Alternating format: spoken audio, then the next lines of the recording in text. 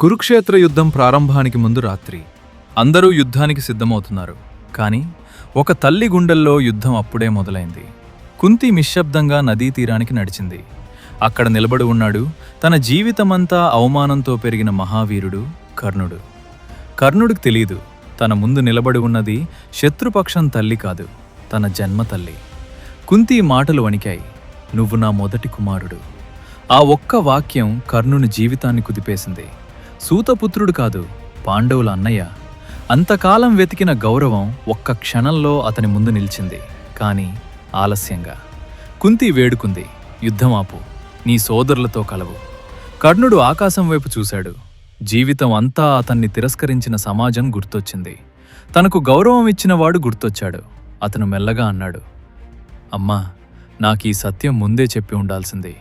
అది కోపం కాదు, అది జీవితపు చేదు నిజం. అతను మాటిచ్చాడు, నీకు 5 కుమారులు ఉండాలి. అర్జునుడో నేనో ఒకడే పడతాడు.